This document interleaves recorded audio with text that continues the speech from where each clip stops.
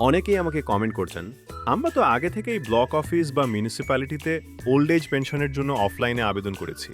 এখন কি আবার ন্যাশনাল সোশ্যাল অ্যাসিস্ট্যান্স প্রোগ্রাম অর্থাৎ এনএসএপি বা Indira Gandhi national old age pension স্কিমে নতুন করে আবেদন করতে হবে?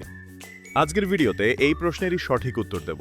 পাশাপাশি জানাবো, যদি নতুন করে আবেদন করেন তাহলে কি শুধু কেন্দ্রের 200 রুপি পাবেন, নাকি পশ্চিমবঙ্গ সরকারের অতিরিক্ত টাকাও পাবেন। আর সবশেষে দেখাবো উমঙ্গের মাধ্যমে কিভাবে আবেদন করা যায়। চলুন শুরু করা যাক। প্রথমেই একটা গুরুত্বপূর্ণ বিষয় জেনে রাখুন। আপনি যদি আগে থেকে অফলাইনে গ্রাম পঞ্চায়েত, বিডিও অফিস বা মিউনিসিপ্যালিটিতে ওল্ড এজ পেনশনের জন্য আবেদন করে থাকেন এবং আপনার আবেদন এখনও প্রসেসে থাকে, তাহলে সাধারণত একই আবেদন আবার অনলাইনে করার প্রয়োজন হয় না। আগে আপনার আবেদনটি অ্যাপ্রুভড, পেন্ডিং নাকি রিভার্টেড সেটা দেখে নিন।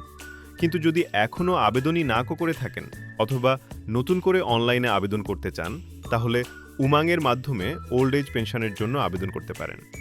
এবার আসি সবচেয়ে গুরুত্বপূর্ণ প্রশ্নে। অনেকেই ভাবেন ন্যাশনাল সোশ্যাল অ্যাসিস্ট্যান্স প্রোগ্রামে আবেদন করলে শুধু কেন্দ্র সরকারের 200 টাকাই পাওয়া যায়, কিন্তু পশ্চিমবঙ্গে বিষয়টি একটু আলাদা। যদি আপনার Indira Gandhi national old age pension স্কিমের আবেদন অনুমোদিত হয় এবং আপনি সমস্ত যোগ্যতার শর্ত পূরণ করেন, তাহলে শুধু কেন্দ্রের 200 নয়, পশ্চিমবঙ্গ সরকারও তাদের অংশ যোগ করে।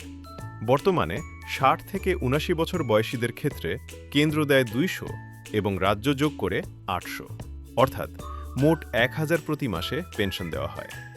আর 80 বছর বা তার বেশি বয়স হলে কেন্দ্র দেয় 500 এবং রাজ্য দেয় 500।